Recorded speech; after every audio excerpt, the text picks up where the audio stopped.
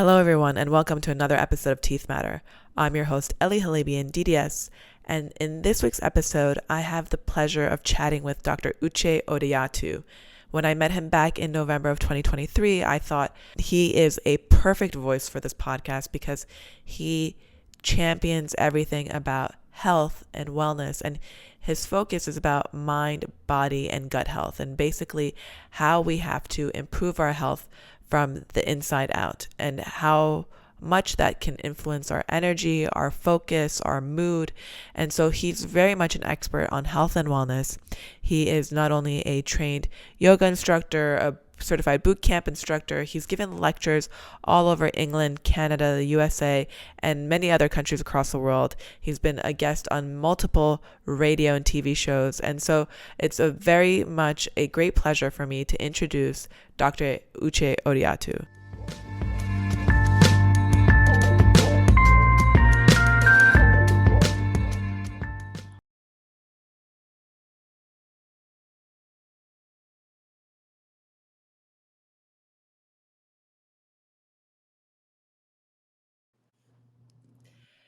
Good morning, Dr. Uche Odiatu. Thank you so much for being on Teeth Matter. It's a real treat to have you. I was telling you earlier that I got to see you at Greater New York Dental, and you are an amazing voice and you have so much insight on health and wellness. I definitely think people listening to this podcast will take away some great points and adopt some great points into their day-to-day. So thank you again for being here. Hey, always a pleasure. And I remember I remember that meeting in New York City. It was a great in New York meeting. And I think it was part of a panel with Benco.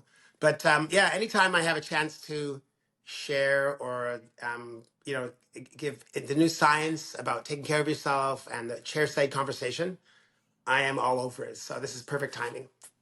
Well, great. There's so much for us to talk about, but before we dive into the pillars of health and wellness, which you often talk about on podcasts, I want to actually point out that I was reading a book recently on leadership, and it mentioned that leaders need to stay fit or stay healthy. And I found that interesting. I've never heard anyone really say that. Oh. And I thought as dentists, we're not only community leaders, but we're also leaders of our own life, and I just wonder, what do you think about that statement?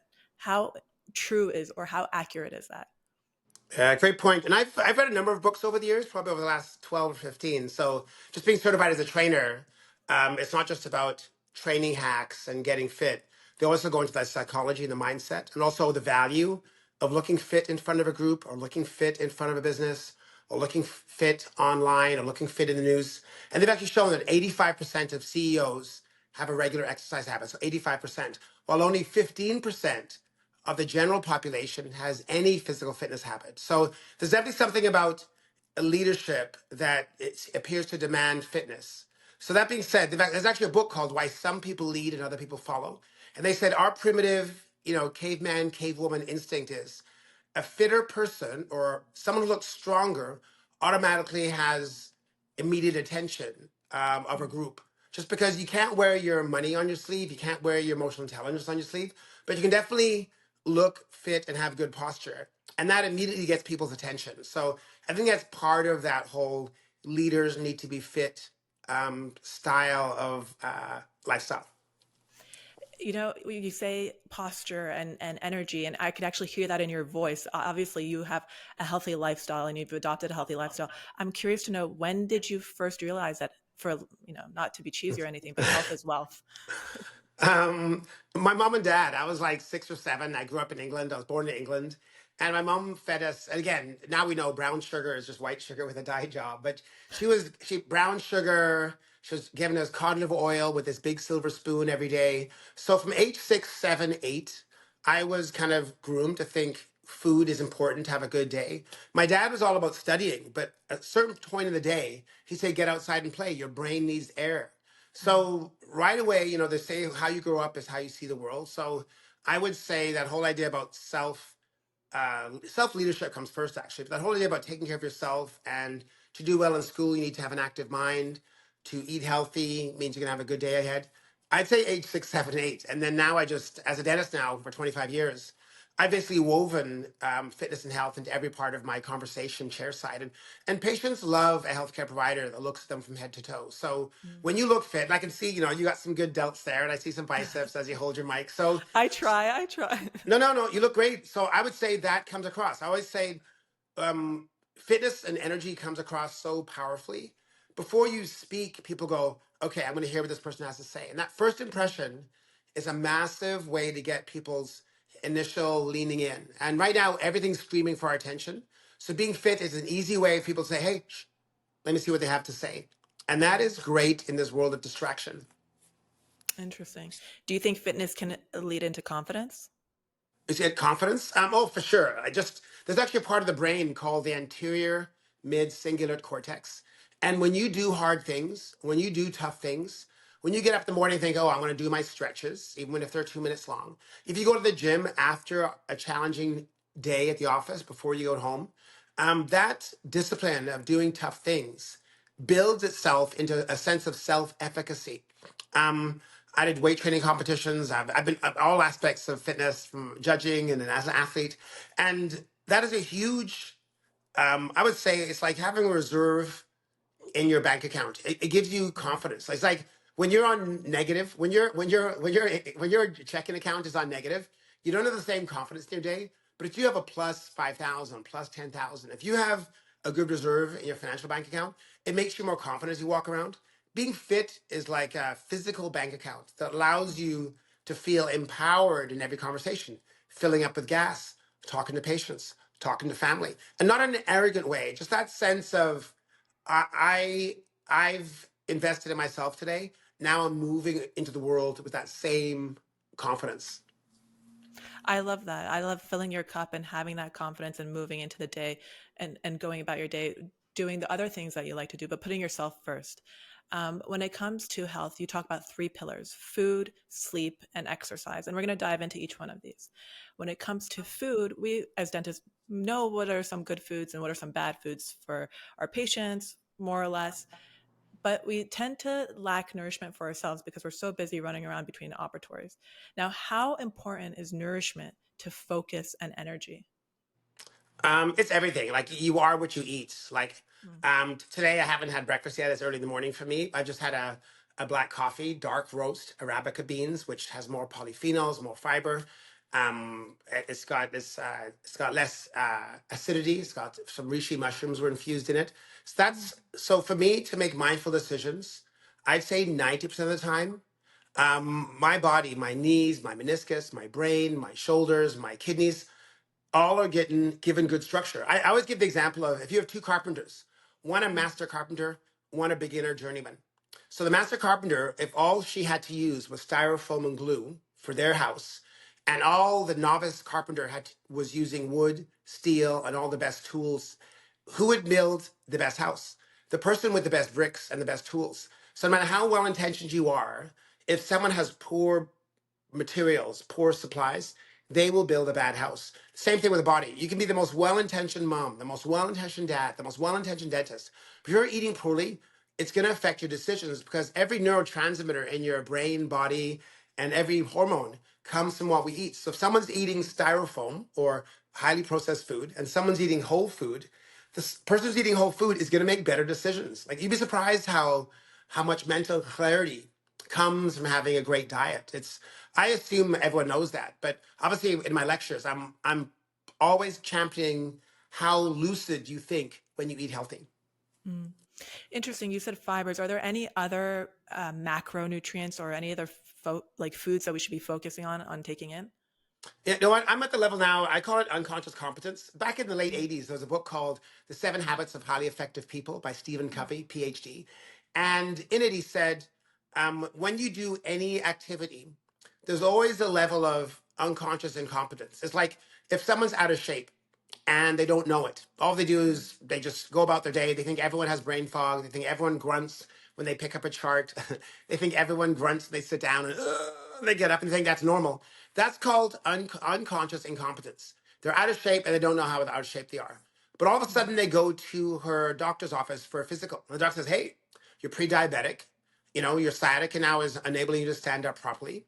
You're not sleeping well. Now the person goes, wow. Now they're aware of being out of shape. So now it's called conscious incompetence. Okay, I'm consciously incompetent. That sets the tone. And Tony Robbins always talks about awareness is the first time to change. When you start taking action on it, you get an aura ring, you start wearing an eye mask to sleep in a dark room, you start getting around fit people. Now that's called conscious competence because you're now actively taking action. But that's where a lot of people find it challenging because if you're in conscious competence, you're weighing food, you have the apps, you're looking at calories, you're looking at the menu, and that takes time away from a busy mom and dad's life. Where you really want to get to is unconscious competence, where you do things mindlessly. So I haven't counted calories in probably 20 years, and I weigh 180 pounds. Which is about 20 pounds than the average man in North America. The average man now weighs 200 pounds. And the average woman now weighs what the average man did in 1975. The average man in 1975 weighed 169 pounds. The average woman in North America weighs what the average man did 50 years ago. So whatever we're doing is not working. So I'm going around online and in physical world championing the power of taking care of yourself and how it can increase your enjoyment of every part of your life. That's interesting. I didn't know these different stages to consciousness, which is something that clearly you have experienced and have gone through and now do it unconsciously, correct? So when it comes to nutrition, you have these, I'm sorry, when it comes to nutrition, you have this consciousness, but it's not just nutrition that's important. There's other factors. The second factor is sleep. Now, when it comes to sleep, as a kid, you'd want to stay up late. You want to see what's happening in late hours. As you get older, you're tired. You know you should go to sleep early, but now you have distractions. You have social media, you have the computer, you have the TV, and then you end up sleeping late and not getting any sleep at all. So, how important is sleep, and what time should we be going to sleep in order to get optimal sleep? Okay, I love that question. And sleep is so foundational. I think my mantra is poor sleepers are poor healers. Poor sleepers don't live as long as good sleepers. Um, Sleep is so foundational. People think it's because it's free, people don't pay it any value. Like anything, I got the law of familiarity. Anything you have every day, you no longer value. Like you get your new car. Oh my God, it's so exciting. 6 months later, you're letting friends vape in the back, and not my friends, and people have, their drive-through wrappers all over. So that whole idea of being free, people don't have any value with it. But ultimately, if someone starts paying attention to sleep, every aspect of their life improves. And people know that already, but I see patients not wearing their CPAP machines. I see people falling asleep during root canal. I see people nodding off even during new patient exam, getting x-rays done. And I'm thinking, everyone knows sleep is valuable. I don't know anyone that says you don't need sleep. But I also have seen no one in their New Year's resolutions has ever said, this year I'm going to sleep more. So always, I'm going to stop smoking. I'm going to start working out. I'm going to lose weight. But actually, good sleep will give you the discipline and have more energy to say no to the bad food. It'll allow you to become more insulin sensitive. Good sleepers are more insulin sensitive. But good sleep will help every one of our resolutions. But I've never heard a dentist say, this year I'm going to sleep more. But there's actually neuroscience says good sleepers earn more money than poor sleepers. Good sleepers have more emotional intelligence. So I'd say sleep is so foundational. I would say it's probably number one in terms of if someone wants to make a movement to be healthy. Sleep is number one. And dentists, with that whole idea about sleep dentistry and the appliances and sleep studies, we're in a Mhm. premium spot to lead North Americans onto a new way of living. And it might seem very optimistic, but I don't know any other health professional that sees people this many hours in a year, the hygienist and the dentist. So we can lead people in that new direction. That's what I get excited about. I'm saying be that healthcare provider that people look up to and say, hey, I want teeth like yours. I want energy like yours. I'm going to bring my spouse back here. Do you see kids? Because my kids want to see you. And Mhm. that's that enthusiasm. I'd like to see more of us have chairside instead of like rubbing our eye. You look great in the figs. However, is that energy translating chairside for influence? And that Yeah. comes from energy, and that comes from having a good night's sleep. How many hours of sleep do you need to have good sleep? Well, the word has it that 7 hours. It used to be 8, but 8 hours is actually a myth. And I've read Daniel Lieberman. He's a paleoanthropologist out of Harvard. Wrote a book called Exercised, and he talks about the myth of 8 hours. And He says when they look at even tribes living in the wild, with no online world, no Wi-Fi, they will actually, believe it or not, sleep 6 to 7. But because their nighttime has no electronics, their nighttime doesn't have a highway passing by. Maybe their 6 to 7 is better quality than 8 to 9. And they've actually shown that people who sleep longer than 9 end up having shorter lives because people say, "Oh, I get 9 hours a night." It's probably poor quality sleep. So Interesting. what the neuroscientist is now saying is 7 hours of sleep. And the people think, oh, I went to bed 11, I'm getting up at 6. Well, that was time in bed.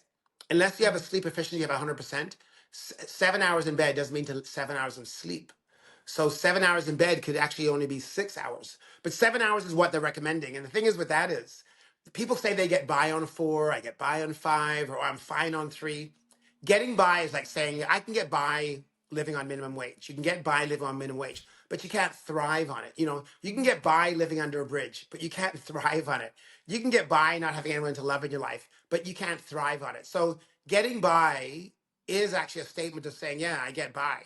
But thriving, neuroscience says, you need 7 hours for good brain processing and good immune system strength. So the only people that can get by on less is if you have this rare gene called the BHLHE41. And it's so rare, I think it's 0.01%. So almost everyone you and I will talk to needs 7 hours to be a healthy human.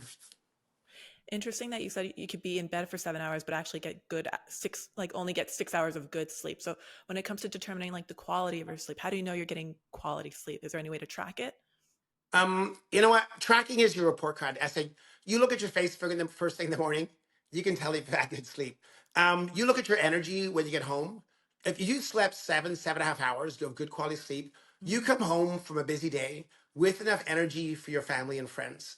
So I say, if you ever want to look at the report card for how you're living, um, strip down to your underwear, look at yourself in the mirror, turn sideways, turn backwards, and that tells me how well you're sleeping and how well you're eating. So you can tell you're sleeping well by your face. Literally, Mm. a face that glows, a face that shines.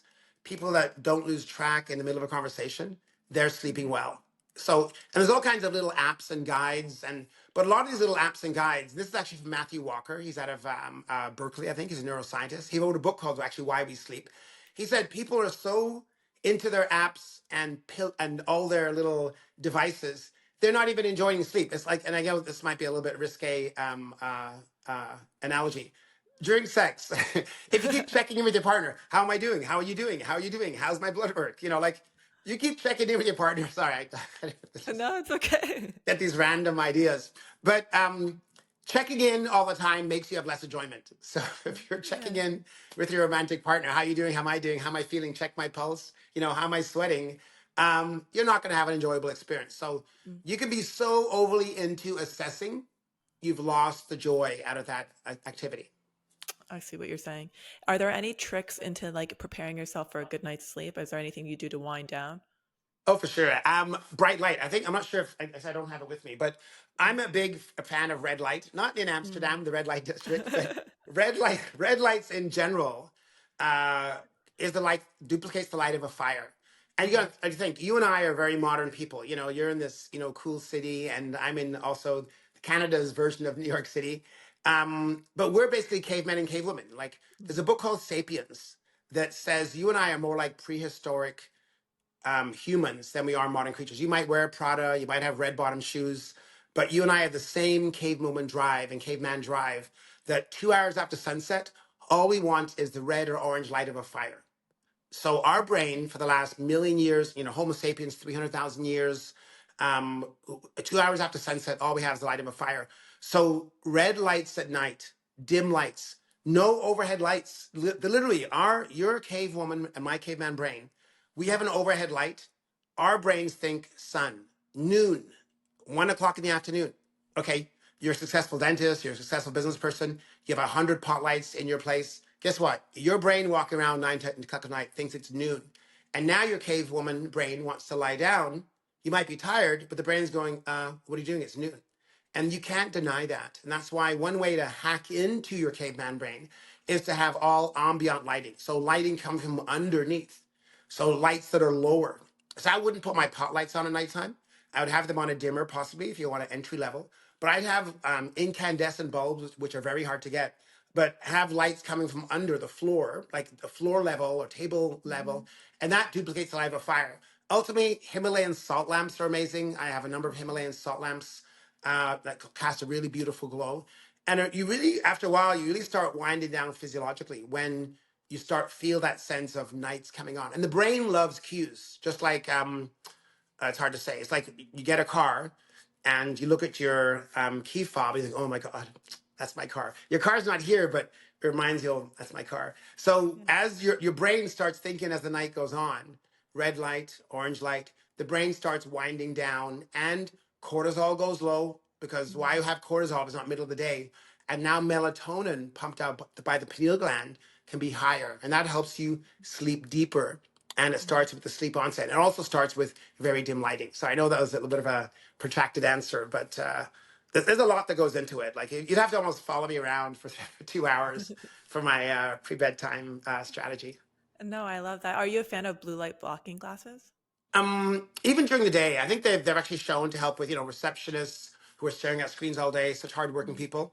It's so stimulating. Blue light is what dragged us out of the ocean 350 million years ago. I know there's some people who think there's different evolutionary theories, and I don't want to offend anyone that way. But the science of evolution is 350 million years ago, blue light was very stimulating, and that got us out of the ocean onto land.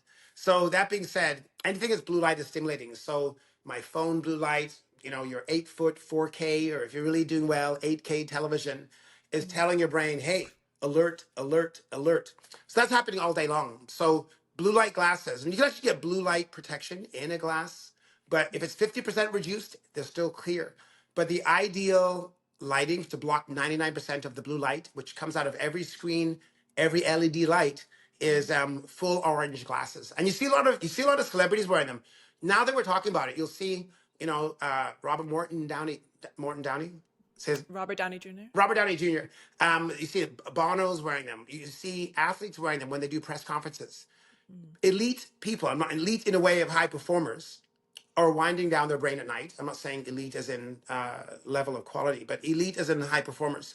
So if high performers are wearing orange glasses, how come I've never seen a dentist wear orange glasses at a dental conference? Or how come at study club after CE, we're all wearing our glasses and we're stimulating our brain, and our patients deserve us to be well rested the next day. So I love the blue light blocking glasses. You can get clip-ons, you can get dedicated ones. Amazon sells a variety. I could help people if they want to message me about that. But yeah, I'm all over it. I'm all over it. I can tell. I have to get a pair myself, but I want to go on to the next topic, which is exercise. As a dentist who's working maybe a shift from 8 to 6 in the clinic, running around operatory to operatory, it seems like we spend a lot of time at work. And once we leave work, there's family time, there's errands, and it seems like there's little time left for exercise. Hmm. How important is exercise, and what kind of exercises should we be doing to be healthy or to make a good impact? Yeah, great question. Exercise science now is so robust. Exercise science is so robust in that it shows that one of the best predictors of a long life is to be physically active today. Nutrition, which everyone focuses on, and nutrition is actually an easy one. It's easier to eat healthy than exercise. Regular exercise is only enjoyed by 23% of Americans. Only 5% do about 30 minutes every day. And only 1% does all three components: strength training, cardio, and flexibility. Only 1%. So you think of all these dentists, earning over two, three, $400,000 a year. They're in the top 1% of earners, but many of them aren't in the top 1% of being physically fit. So if you're earning in the top 1%, why not get into the top 1% of fitness by doing all three kinds? So you can't just do yoga, you can't just jog, you can't just do weights. You got to do some kind of exercise modality that does all three. So strength training, aerobic training, and flexibility training. Once you do those three, you're in the top 1%. And that's an elite group. We're talking like Navy SEAL style fitness at age 30, 40, 50, 60. And to give you an example, I had a 19-year-old, I want to be first time person looking at university, wanting to know about what it's like to be a dentist. And I had him jump up and he goes, "Why do you have a chin-up bar in your office?" I go, "Why not?" So he jumps up on this chin-up bar. He pops out 7. And I said, "Oh, at 19," I said, "you're probably the strongest you'll ever be." He goes, "Yeah." I said, you're also probably the smartest. The reaction time of someone 1920 is what the army wants. So you and I, if we go back 10 years ago, our brains aren't as sharp as they are as what they were 10, 20 years ago. So I said, he goes, how many can you do? And another dentist came over and he did 10. This guy was in his 50s. I jump up, I do 20. And he goes, what the heck is going on here? And he was so shocked that dentists are fit. And he goes, why you guys? I said, well, birds of a feather flock together. But I said, I find being fit helps me with the challenges of practice life, helps me with the challenges of maintaining my enthusiasm between patients. It gives me energy at the end of the day, the same way I start the day. I said, there's nothing that energy doesn't help. I think there's a JFK quote that says, when the tide comes in, all ships rise together. And I think when someone gets fit, everything in your life improves. Your sleep gets deeper. You process food better. You digest and absorb nutrients better. You become more emotionally intelligent because exercise helps you process emotion. So if you start going out for a walk in a bad place emotionally and you come back, you're always in a better place to talk to your spouse or to make that phone call. So exercise is like the tide. As the tide comes in, everything improves. So that's the power of physical fitness to help us dentists do better. I've heard you talk about something called exercise snacks. Can you dive into that a little bit more? Yeah, it's kind of easier for people to jump in and do little bouts of exercise. When they talk about a half an hour a day, an hour a day, I'll have people come up to me after a program and say, "Hey, doc, I work out an hour a day." And I said, "Hour and a half a day, unless you're a professional athlete, it might be too much for a busy mom and dad." I said, they've actually shown now this whole concept of intermittent fasting is that if you do little bursts of exercise, when you say bursts, I mean, instead of sitting down between patients, why not run downstairs and text someone outside so you get some sun on you? But by going down the stairs and then coming back up, you've got your heart rate up, you start breathing more, and that little boost to your metabolism, little boost to your physiology helps you manage blood sugar. How much? Probably for about an hour after. So if you have a chin-up bar in your office, I got a chin-up bar in my kitchen. I have a chin-up bar in the gym. I have a chin-up bar in a home gym. I will actually jump up and do 2, 3, 4, 5, just for reminding my muscles. I mean, I have 600 muscles that I still got my youth. I still have my enthusiasm. So it's just a self-affirmation. It's definitely a discipline too to do that.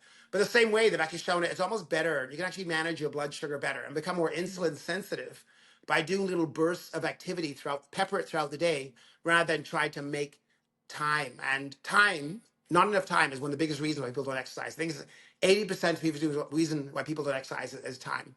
But so people use that as an excuse. It's not a reason. Time is a big excuse. So exercise bursts or exercise snacks is a way to weave it into a busy day. I love that. Dr. Uche, we just went over why health and wellness is important to us. We just talked about the 3 pillars. Now that we have this information, how do we have these conversations with our patients? How do we spread the knowledge? Yeah, and that. No, great question, Ellie. I think just being that is a big part of that. I think I come into a new patient exam, patient sitting there, introduced. I come in wearing my figs. Okay, I'm not a KOL for figs, and right away, hands open, feet slightly apart, and I say, "Welcome to the office." I'm Dr. Odiatu, and right away they're thinking, "Wow, high energy. It's 7 o'clock at night, or it's noon." This person obviously enjoys doing what he does. My posture is good. Right away, my fitness or physical health is very apparent. I don't have to tell them I'm fit. They can see my arms, they can see my posture. And then instead of just saying, tell me about your medical history, instead of asking, what's your favorite beverage? And, people say, I'm so bad, I have coffee. Meanwhile, coffee is good for you. I say, how are you sleeping these days? Instead of saying, do you snore or do you have apnea? How are you sleeping? Oh, horrible. We just got a Burmese mountain dog. Right away, I'm thinking, wow, okay, this person's going to have disrupted sleep for another 8 years of this dog's life if it sleeps on the bed. If someone says, oh, I'm going through a horrible breakup, I'm going to think I'm going to see more inflammation in your mouth. Basically, what do you mean? Stress shows up in your mouth, Stephen. Really? You can tell if I'm stressed out by my mouth, yeah, because you'll actually bleed more. Poor sleep shows up in your mouth, Sarah. You can tell me if I'm sleeping well by by my tissues and how my tongue looks. Oh, for sure. And so people are surprised. They always think their medical doctor is the only person that can tell their overall health, but dentists can tell by the tongue, the tissue tone, dry lips. I can tell if someone's a mouth breather. Someone's a mouth breather. Right away, I'm thinking someone who's got elevated cortisol, which means accelerated aging. That's just from dry lips. If I get someone who says, "Oh, I have some chapstick," and they're putting the chapstick on between the whole appointment, I'm thinking mouth breather. accelerated aging, poor oxygenation. So let's talk about that. So every time you seem like a psychic or a genius chairside, you get patients' attention. And then they're thinking, you know what, doc? Just hold on a second. I'm just going to tell my spouse we're going to be switching to you because all their dentist talks about is veneers. And you seem to look at my whole body. And I'm all about total patient health from head to toe. And I'll say though, we are oral physicians. I think if a dentist uses that word, I'm an oral physician. I thought you're just a dentist. No, I'm an oral physician. I'm responsible for you having a healthy, safe experience in my chair. But I'm going to ask about your medications, your sleep habits, your food habits, your exercise habits. I look at you from head to toe because that means a lot to me. Now, that is a powerful way to get someone to think, this is a different dental experience I've ever had before. And now you got raving fans. You know, there's a lot of consultants say how to develop raving fans. The way to develop raving fans is to have that enthusiasm chairside. So it's that chairside conversation that gets people thinking, I want to spend more time here and I'm going to bring my family and friends. That's very powerful. For somebody who wants to learn more, maybe a book on sleeping, maybe a book on exercise or nutrition, do you have any recommendations or maybe a top three? Yeah, I like Why We Sleep by Matthew Walker. Really, he's a Berkeley neuroscientist. He's online. He's on YouTube. He's done TED Talks. Really funny guy. He said he gets people's attention. He was talking to a bunch of college football players who pride themselves on training hard, work hard, play hard, maybe not sleeping too well if they're not a high level team. And he said, "Okay, guys, who here sleeps 8 hours?" They're all grunting. I'll sleep when I'm dead. And he's talking to male athletes. He goes, men who sleep 8 hours a day have bigger testicles than men who sleep 5 hours a day. Right away, he gets all these college athletes' attention. Like, what? They've actually shown, like, physically, you are healthier and it affects every part of you. So he does it in a very streetwise way. But if you want to get an audience's attention, if you want to get a tough guy's attention, you got to say something riveting. And he got people's attention. So his name is Matthew Walker. He wrote a book called Why We Sleep. So that's one of my favorite books on sleep. But ultimately, though, I find people need to hang out with me more. I know that you have your raving fans, but the conversations I have online, I consider it immersion. And I think if you have fit friends, you have different conversations, you learn the vocabulary, like just like you know that word exercise bites, exercise snacks. And I think when people start spending more time with fit people, you'll start realizing that you obviously, I can see your delts there. You know, we talk about different things. We order different things on the menu. We spend our time differently. When we go to a hotel, we ask which floor is the gym on. I ask that every time I check in, which floor is the gym on? I've actually even asked, can I be on the same floor as the gym? And she says, you know what? The room right beside the gym is open. I'm like, put me in that room. And guess what? When I'm in that room beside the gym, it's called geographic success. I'm more likely to go every day than if I'm on the 22nd floor in the elite area and the gym's on the first floor. So being beside the gym, proximity allows me to go more often. So there's all kinds of ways that I've actually engineered my schedule and my life to help me be fit, which is like belies my age. Like I get people, men 35, 40 going, oh, easy for you to say it. I'm like, I think I'm a lot older than you. And I never tell them my age because they usually get annoyed. I just say that it's really energy. But I said you can actually slow down or quite possibly reverse age by doing certain strategies every day. And that's it's a beautiful thing to share with someone because in a conversation on a plane, in a conversation in a gym, in a conversation chairside, you can impact someone's life. And you think, how much time do you spend with our kids? At age 18, your teenage son is still not making his bed, and you've had 18 years with him.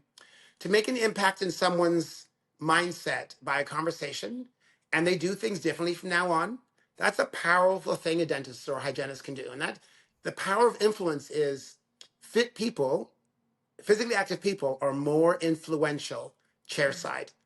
And that's something that all dentists and hygienists needs to get locked into their psyche. Fitness matters as well as teeth, obviously. It matters. And you are the fit speaker. So tell me, where can people reach out to you? How can they reach out to you? When is your next speaking engagement? Can you just share a little bit of those details? Yeah, I'm going to be, I'm doing something for hygienists actually locally in Ontario. So it's going to be in Kitchener.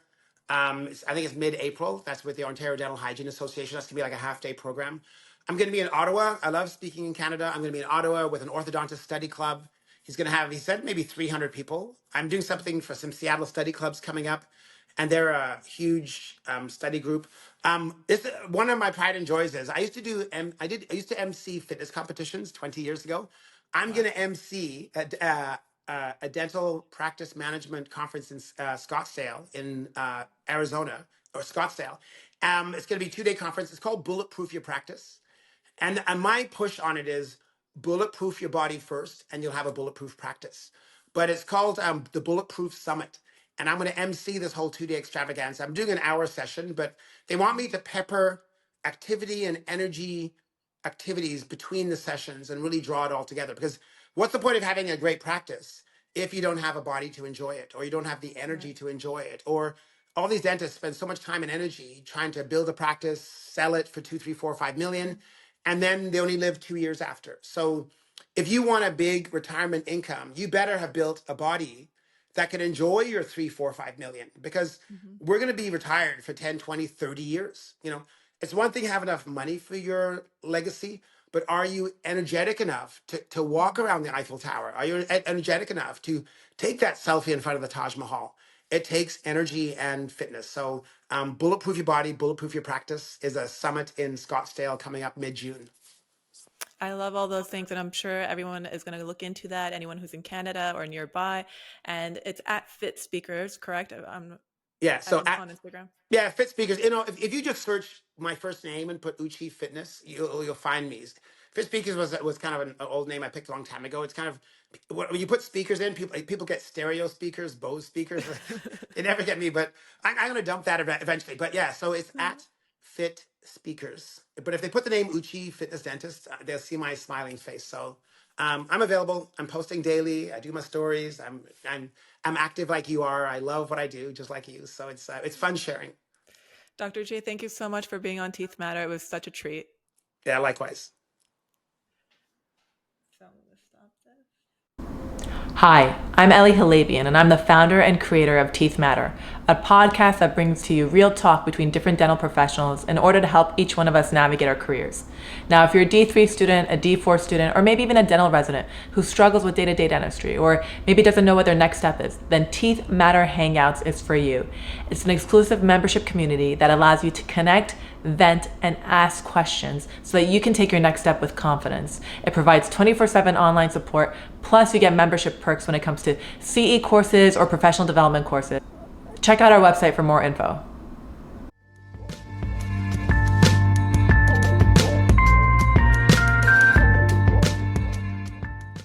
If you enjoyed this episode, be sure to follow our podcast, write a review, leave a comment. Anything you share with us goes a long way. And if you think a friend will appreciate this podcast, then make sure you share it with them too. Until next time, cheers.